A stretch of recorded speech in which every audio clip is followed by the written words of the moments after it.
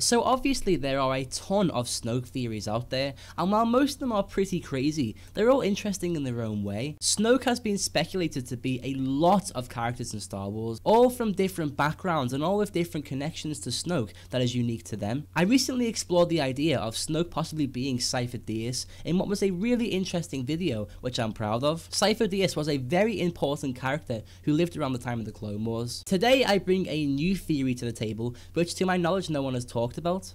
This character was also a Jedi Master who lived during the Clone Wars, just like sifo-dyas. I've pieced together certain traits and connections to form what is a new theory about just who Snoke secretly could be. Let's get into this.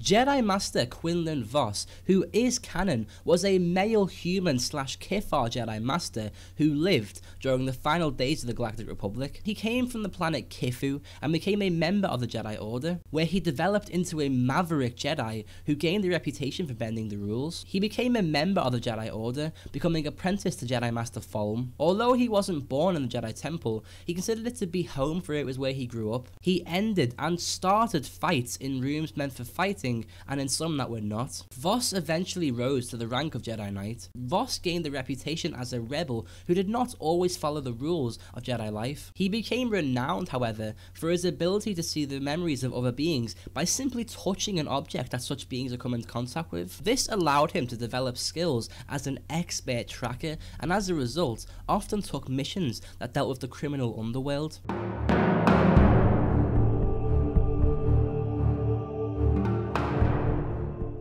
So like I just mentioned, Quinlan Vos was extremely talented in finding people, labelled an expert tracker. Due to this talent, Quinlan often took missions involving dealing with the criminal underworld. So how does this connect to Snoke?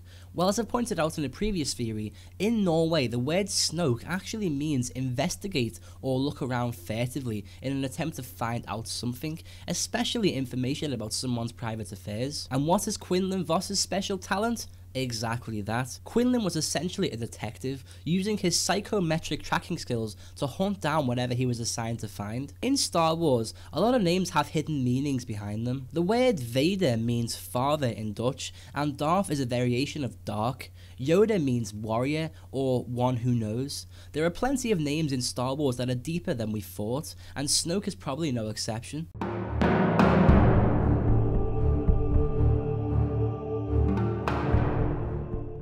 Due to the fact that during the Clone Wars, Count Dooku became beyond a threat, the Jedi Council decided that Dooku must be killed to prevent any more death. So they assigned Quinlan Vos to literally assassinate Count Dooku. It was the Council's suggestion that Quinlan actually team up with Asajj Ventress, now a bounty hunter, to take Dooku down. So he did. After tracking down Ventress, Quinlan partnered with her to eventually kill Dooku. But during their time together, Quinlan changed. He experimented in the ways of the dark side, embracing his hatred, to the point where he became something in between Jedi and Sith, just like Snoke. When Ventress and Quinlan finally attacked Dooku, it didn't end well.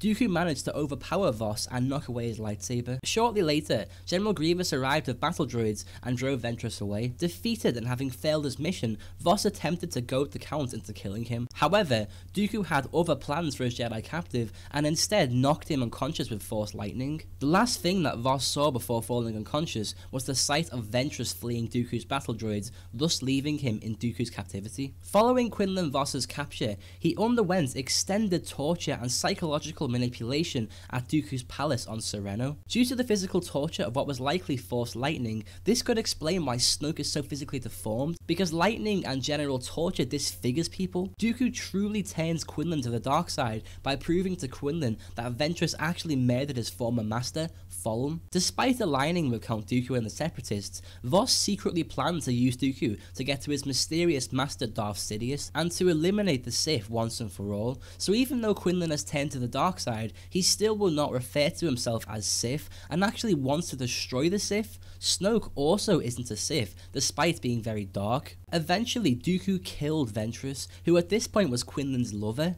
Dooku attempted to kill both Quinlan and Ventress by using Force lightning, but Ventress saved Quinlan by jumping in the way of the bolt, which would certainly kill Quinlan. Dooku escaped, and Quinlan was captured by the Republic to stand trial, to then be reinstated back into the Order.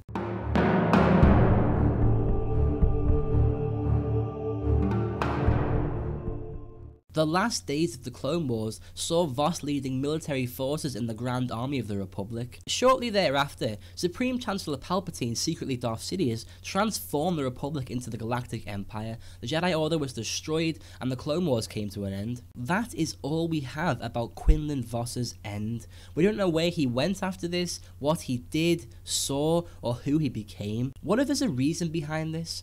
What if his future is kept secret because they don't want to show us what happened to Quinlan after the Clone Wars? What if this is because Quinlan actually becomes Snoke? Quinlan Vos's story and him as a character is so important because it seems like the exact kind of background that fits Snoke. Snoke is deformed, which could be explained by the torture Quinlan experienced at the hands of Dooku. Snoke is neither Sith nor Jedi. Well, neither is Quinlan. Quinlan was a rebellious Jedi who didn't even really agree with the code of the Jedi, but also was no Sith, despite falling to the dark side. Snoke saw the rise and fall of the Galactic Empire, which Quinlan likely did as well, as there is no report of his death. It's a known fact that Snoke had at least one other apprentice apart from Kylo Ren, while Quinlan had an apprentice which was Aayla Secura. That would explain Snoke's other apprentice. Quinlan's special talent and skill is the meaning behind the word Snoke, and his heartbreak due to his lover's death is why Snoke seeks revenge against the Jedi and the Sith. Also, something to note about Snoke is that he works in the shadows. What if I was to tell you that Quinlan actually appeared in one of the Star Wars movies,